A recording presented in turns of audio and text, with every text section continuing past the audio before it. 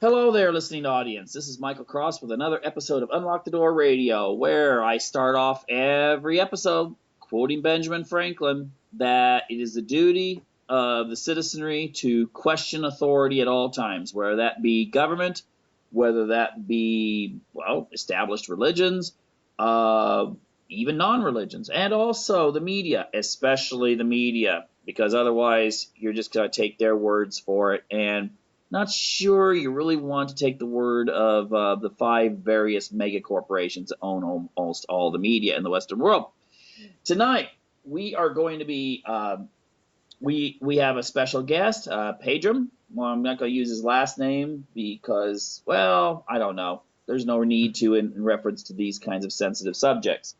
But Pedram's a he's a musician. He's in a group called In Reverence. When I put this on YouTube, I'll put a link to some of the works. And he's going to be talking tonight about, of all things, the Middle East. Because, well, Pedram, why are you interested in the Middle East? Yeah, I'm actually Middle Eastern myself, not from the Middle East, but I was born here in Sweden. My parents are from Iran, so I kind of have like a connection to that area. Okay, like when we start out, let's just say your parents moved here, or to the West. Were they Yeah, motivated by trying to get away from like the Islamic government there? yeah. My dad, he came first to Sweden to study, and when he was studying here in Sweden, the revolution in Iran happened, and he went back, and then he saw that everything was, changed in a very negative way. So he decided that it was in his best interest to establish his family here in the West instead. Okay, all right. So you would describe yourself as pretty secular then. Yeah, kind of. Okay, so well, I'm just going to kind of jump into this. It seems like if we look back about 10 years ago, there were more secular governments in the Middle East than there are today. I mean, uh, for better or for worse, Saddam was pretty much Islamic in name only. Yeah. Gaddafi was more of a ideological person. I mean, he was Islamic, but he also seemed to be more, I would say, pseudo intellectual. Of Mm. course, we have Assad. He is for the most part secular. What's going on? Is there more? Is there this rebirth of a desire for religious governments there, or is this being fomented, do you think, by various interests that may not actually be connected to the Middle East? Notably places, entities such as the United States, NATO, and so forth. Yeah, it's kind of like uh, religion is just a tool in this process, and it's used to control the masses somehow. But I think like it's not always what we hear in the media. The media always kind of like paint a black and white picture of who's the bad guy and who's the good guy, and it's not always that easy. It really kind of like transcends beyond that, and to find out you have to like research for yourself uh, different subjects around the issue, and go deeper into history above all to understand the complexity of the situation. Okay. Yeah, So when we're looking at a situation like Syria or with Libya or something like that, it's not all of a sudden, it's not a clear black and white, here's a good guy versus a bad guy. And of course, when America supports someone, it's always the good guy, right? yeah. How does America do that? I mean, these the predictions you would see in like a tabloid or something like that, those are open to error, obviously, but it seems like America just gets it right every time for the last Yeah. 50 years. Just Whoever America Well, sides with is automatically the good guy. yeah. Well, out America, it's yeah. How can you explain this? It's like if we look at America today, the current superpower today is America, and America, just like any other country, they have their their their national interests, and to establish their national interests, they have to do whatever it takes to get there. And with this said, lying in the media and creating false allegations for invasions or maybe stuff like that, it's happened many times before in the history. And if we look at today, it's not any different, actually, I would say. Really interesting. I'm gonna go back to something I mentioned earlier. You're a member of a band, so Yeah. you know how the media operates. You kind of know who controls it and so forth. I mean, it Yeah. must be hard to kind of start scratching your way from beginners to trying to make it big. Yeah. Could you? It is kind of a connection, really, in the sense that if you're not part of the establishment already, it's really difficult to break into it, isn't it? Yeah, kind of, but breaking into the establishment. Well, it's kind of easy to suddenly like wake up and see that you're a part of the stream that moves, along the mainstream stream, and it's very easy to like blindly follow a path that has been like carved out by society for you, and everything that you do basically is, it's, I don't know how to say it. It's like it goes along. Well, it's harder. It's harder to buck the trends that whatever. I mean, there's Yeah. basically 5 corporations Mm. that own almost all the media in the Western world. Yeah. And that includes Western Europe. Yeah. And essentially, they set not just, well, musical taste, saying that this is what people should be listening to, this is what's big right now, but also political taste. Mm. Yeah, and you have to understand that, corporations, just like any other corporations, they have in interest to, make a profit, and whatever the way they can make this profit, it's debatable, but I don't think it's in order to, show exactly like the truth. So that the truth is not always the thing that's more profitable, if you understand what I'm trying to say. It's Yeah. like, yeah.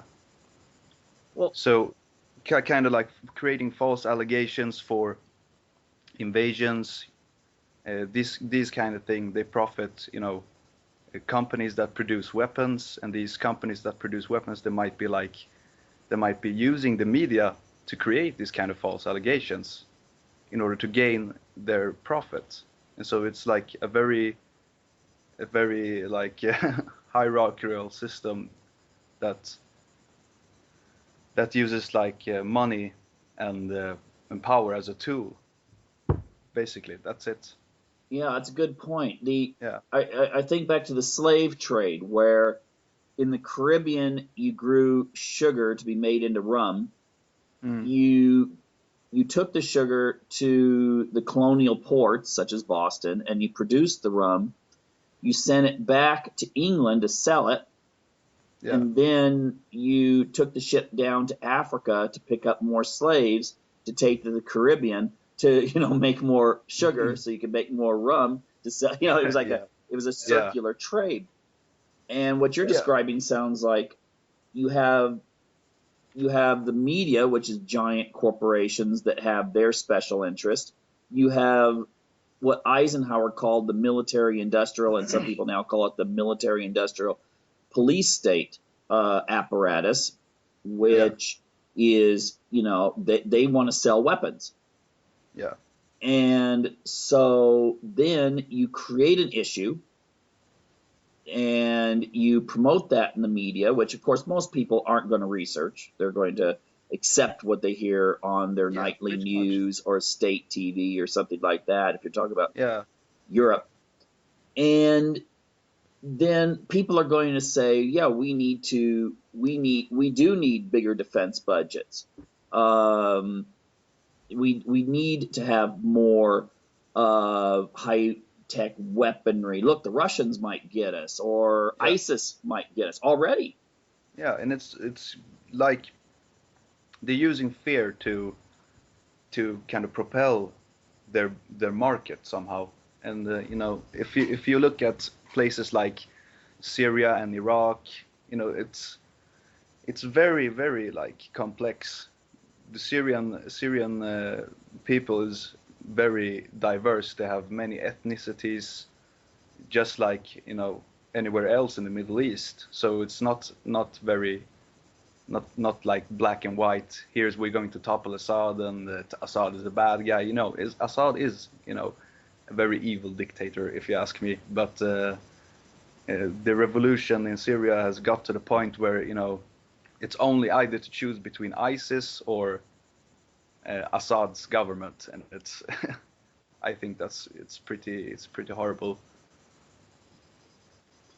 Yeah, and then now we have a situation where ISIS seems to be carving out a huge chunk of Iraq, Yeah, and yet I don't know. It seems weird to me that at this point, maybe it'll change by the time this airs this week, but um, that the U.S. seems more than willing to use drones all over this region, mm, but yet right now is like, no, no, no, no. We're still looking at what we should do about what's going on in Iraq right now. We're studying it as they. I mean, the yeah, only airstrikes I've heard of recently, Syria yeah, assisted Iraq in knocking out some ISIS fortifications along, near the Syrian border. So they used their air force. You may see Iran joining in on this, mm, but it seems for some strange reason. I mean, it can't be that, well, we don't want to get involved in another war, but you got drones now. You're not having to worry about losing any yeah. pilots or anything. And my understanding is the Iraqi government would not turn down any kind of offer of assistance right now. No, absolutely not.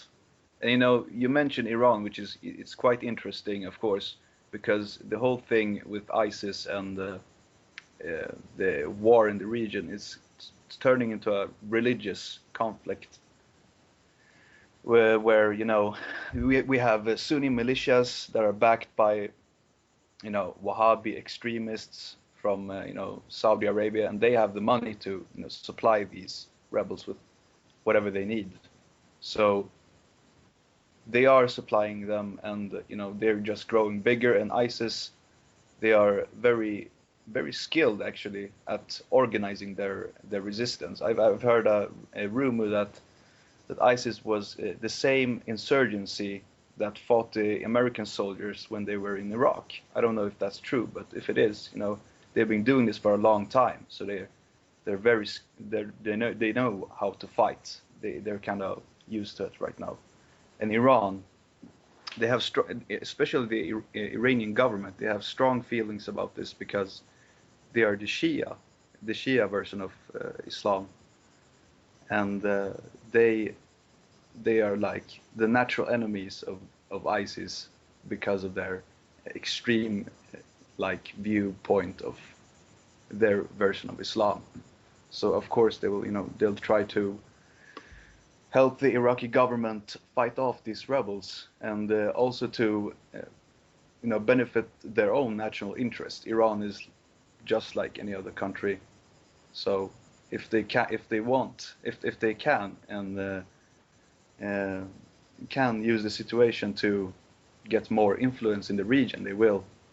And you know, they are doing it right now. They sent troops in order to help Iraqis fight off the ISIS rebels just recently. Yeah, it seems strange that what you might wind up with Yeah, is a situation where I don't think Iran would ever stand by and let the Shia areas of Iraq fall to ISIS. yeah, I exactly. think that's totally out of the question.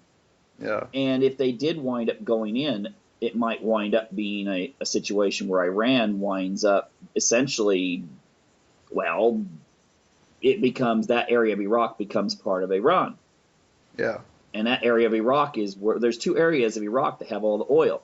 The very south, which is Shia dominated, yeah, and the very north, which has the Kurds.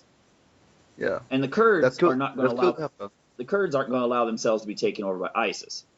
Yeah, pretty much. You know, and the Kurds, they're doing that pretty much to like save their own skin, if you say it like that, because they have if the rebels, if they take the Kurdish area, there isn't going to be like any kind of mercy, if you say that. Kurds are a people that have always been repressed by their neighboring countries in many centuries, you know. So if ISIS gets a hold of the Kurdish areas, that might be the end of the Kurds, if you say it like that, which is quite sad, actually. Well, the irony is, first of all, I don't think they're going to wind up being taken over. I think they're more Yeah, unified and so forth. But yeah, the other irony is that I remember a few years ago when Turkey threatened that if the Kurdish area became its own country, they would invade. And of course, because they don't want a Kurdish homeland set up, because then that chunk of Turkey, which is like almost half of it, that mm, is Kurdish majority, would then see this as a way of deciding they want to join them. yeah, And I don't know if people really can, they think Middle East, well, if Turkey gets involved in this whole mess, well, Turkey is partially in Europe, and that is right on the southern borders of Europe. You could have a really nasty situation if all yeah, of this exactly. region falls into various fighting factions. Yeah.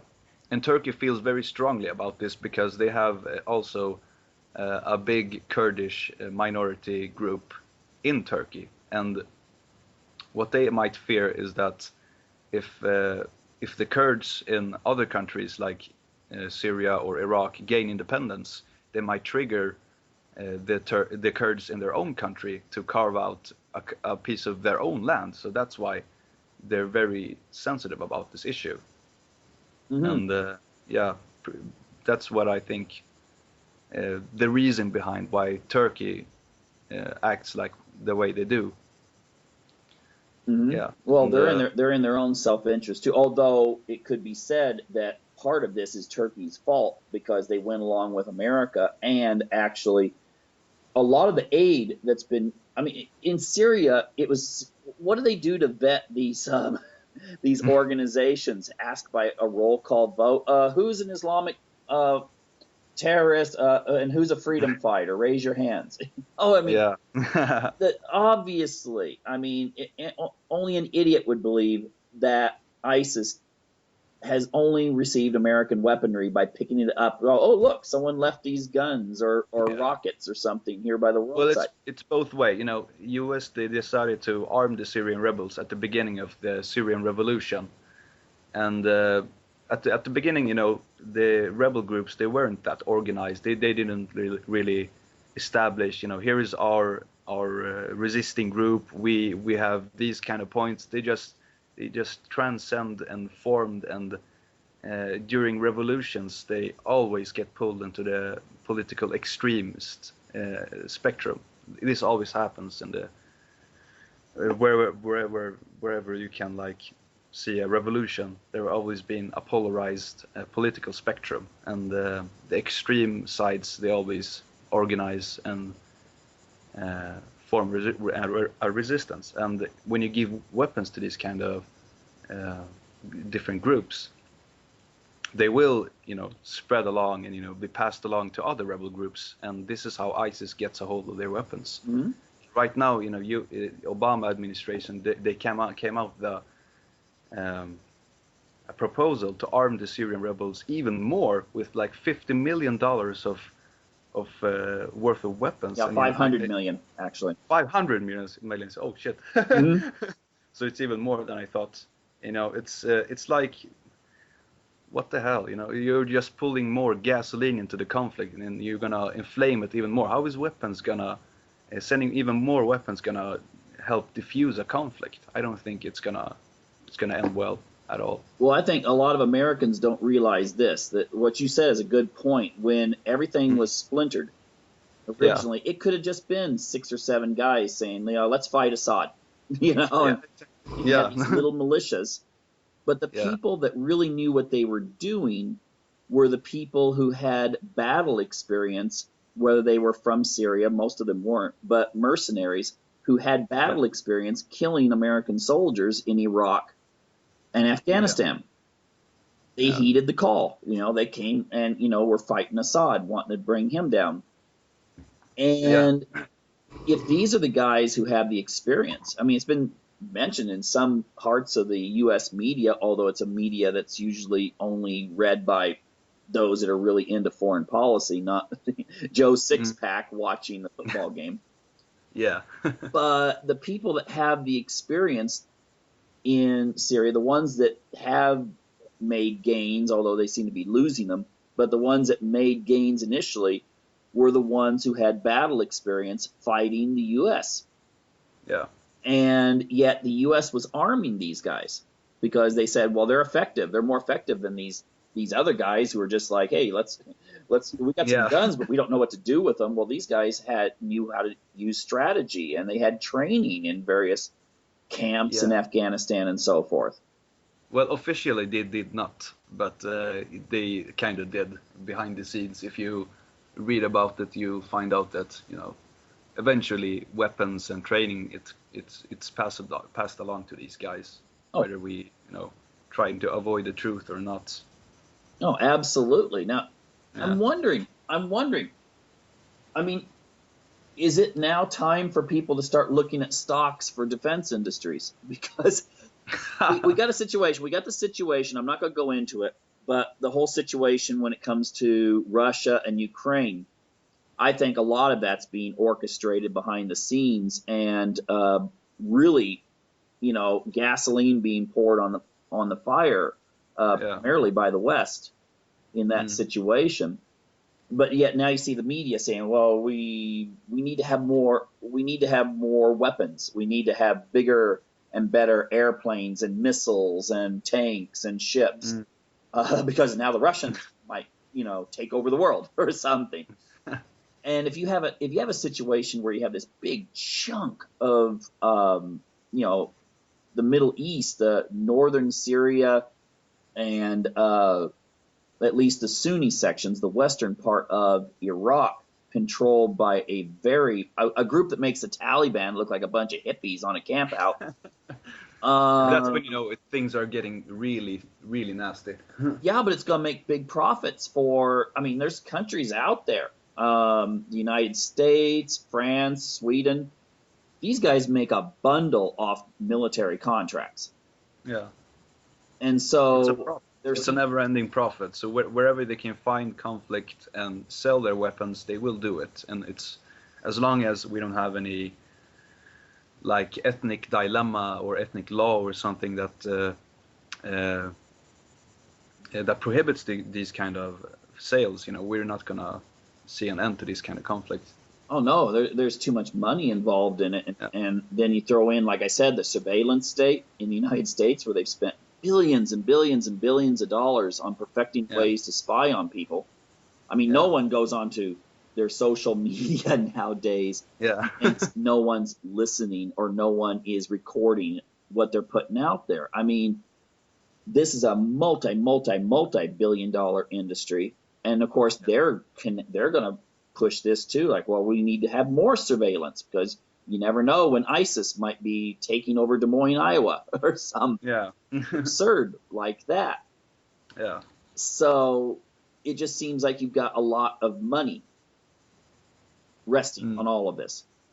That's true. That's true. But this conflict won't be solved by more weapons. It will only be inflamed even more. And it's always the winner that writes the history book. So whoever gets the control of that region will see like a justification of why this group made this kind of action, and when time passes along, the people in that region will like be more convinced that this was the right thing or this was the wrong thing, or whatever the winning group will decide it will be. Well, now I have a question here. There's several countries that, well, I guess all talk of right now at least is put on hold of more sanctions or going after Iran for its nuclear program. That's not a big issue right now for obvious reasons. Yeah. But if ISIS continues, and I don't know if it will or not, they might be fought back. But what happens then to some of the countries that, well, like Saudi Arabia and Kuwait and Israel? I mean, these are countries I don't think the West would sit back and let them be taken. Yeah, no, not really. Saudi Arabia, because they are like an important ally for the United States, and Israel, they're a natural ally of United States as well. But I don't think when ISIS are fought back, I don't think like things will improve for the better somehow. I think maybe they will have somehow some kind of like understanding of each other, better understanding of each other, these countries in the region. But I think pretty much, the old problems, they will eventually seem like something more important to focus on. So this whole nuclear issue, it will be refueled, and the discussions about invasion, they will start again eventually, and I think things will turn to the way it was before ISIS. So you think it'll go right? But that goes back into what we're saying about the military-industrial complex, because Iran feels the same way about Iran. Yeah, Russia and China do not want Iran to be attacked by the West. Yeah, exactly. On the other hand, you've got Saudi Arabia and Israel, which they're not enemies of Russia or China, but they could get some they could get some fallout from this whole ISIS thing. So in a really weird way, it almost would be that maybe in a couple of years you might have more of it. You know how it used to be with the Cold War, you had Europe. Yeah. And it was the center stage for everything between the old Soviet Union and, of course, the United States and Western Europe. But you might have Middle East suddenly being that kind of powder keg with Russia and China with its interest, and then the United States with its interest. And then you throw in something like ISIS that could stir up one side against another. Yeah, pretty much.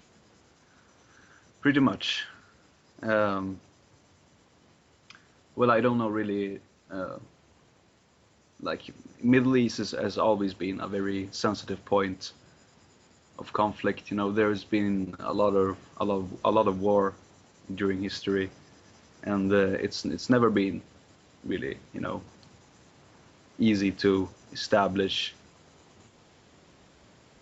Mm-hmm. What a kind of like. What would you like to see happen? How do you put it? Establish a kind of like what I would like to see happen. Yeah. Well, I would like to see first all these countries getting together, putting their differences aside, and fighting this ISIS madness, getting them out of the way, and eventually starting to peacefully dismantle their conflicts, because when we've seen like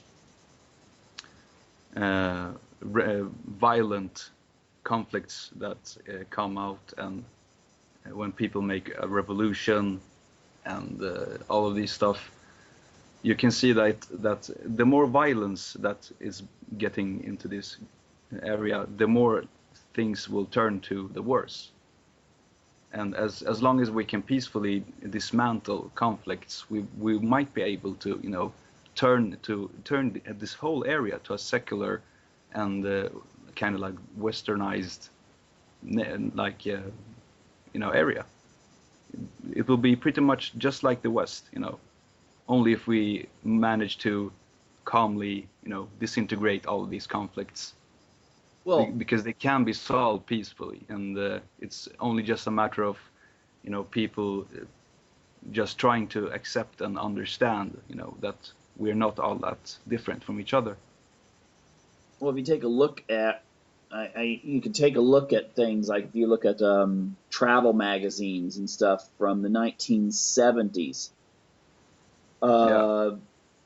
Iran, Afghanistan, they look like you were just the way people dressed and did their recreation, and their general outlook seemed to be very Western. I mean, it was like you were in Europe.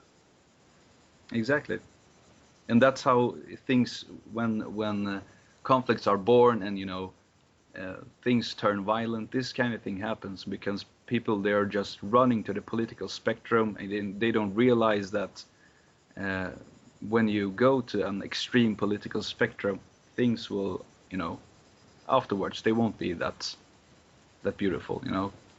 Mm-hmm. A person I knew, I don't remember who told me, but someone told me that during the end of a revolution, you'll always find either a rainbow or like a horrible version of hell. And unfortunately, it's always like the horrible version of hell. Too often of the times, never revolutions or conflicts, they never end. Yeah, Never end well. we see that in Libya today. I mean, that's been turned into like a tribal wasteland. I mean, people are all kinds of groups fighting each other and dying every day. Yeah, it takes a while to get back on their feet, and you know, when they've gotten back on their feet, they need to further diffuse conflicts in order to be able to evolve into like a better society and less violent events and so forth. Mm-hmm. Well, you know, we're running out a little bit out of time because I know you have a busy schedule right now, and we'll discuss this in more. I'll discuss this in more detail after the break. But it's too bad you don't have the ear. You know, you don't have a way of communicating this to the United States government. Well, I don't think they would have listened actually, because they have their own interests to go after. So, you know. Yeah, and note that sometimes that interest is not for peace and prosperity in a region. Yeah, pretty much. Yeah, I mean, not to go on too much, but there's what they call the Wolfowitz Doctrine, which What's that? Well, it was formulated right after the collapse of the Soviet Union, and it basically said that the U.S. foreign policy should be designed to make sure that no country or entity ever winds up being a strong competitor to the United States ever again. So essentially, you know, whenever a country starts getting powerful, you, in a sense, you're going to try to undermine it. Yeah, exactly. And we can see that today between US, Russia, China, and yeah, in the region they have Iran as their competitors. So that's why they need to, you know, undermine the power of the Iranian government. Yeah. Well, I guess maybe my hope would be that every region, every country in the world would realize that it's in its own best interest to help one another instead of always trying to undercut and destroy the other country.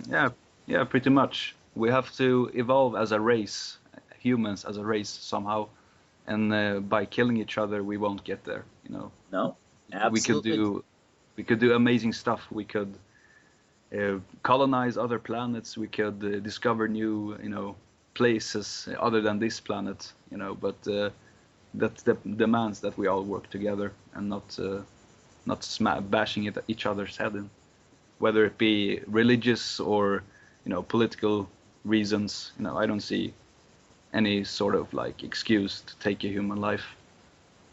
No, absolutely not. And like you said, I mean, we're on the verge of scientific innovations that could, well, you might even, we're already nowadays it's common to read reports that you could extend the human lifespan, get rid of illness, be able to have inventions that will make a lot of the stuff we worry about today obsolete. Yeah. Or we could wind up destroying one another and living like some sort of scene from The Walking Dead. Yeah. Imagine all the defense budgets of the world being put into an organization like NASA, for instance. Imagine what we would have been right now. That'll be a totally different place to be. Yeah, instead of blowing things up, if you were actually trying to colonize and use the resources that are outside of us. I know, of course, people have been conditioned in the '60s. They were conditioned to feel that this was the future. This was infinite possibilities. And now we're conditioned, oh, well, that's just science fiction and that's silly. And kind of weird how everyone's been kind of drawn back to kind of a plastic material live for the now idea. It's sad. Yeah, we're kind of like we're no different like that no different than the mammals that live on this planet. We're like competitive with each other. We form groups that if we meet each other, we might turn like friendly, or we might be competitive towards each other and start killing each other. And this is the kind of way that we are waging war against each other. Absolutely. Yeah. Well, I know you told me previously that your time was limited here, so thank you very much for sharing your insights here on this issue that I really wish more people would study up on. Yeah. Thank you for having me, Michael. It was very interesting to talk to you. Yeah, well, thank you. And like I said, I'd encourage people to, well, I'll put a link, when I put this on YouTube, I'll put a link up to In Reverence, so they can see some of your stuff on YouTube. Check it out.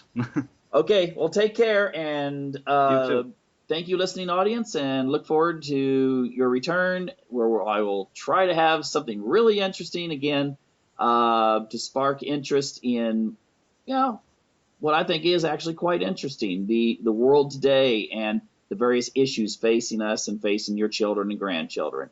So, take care. This is Michael Cross signing off for this half of Unlock the Door Radio.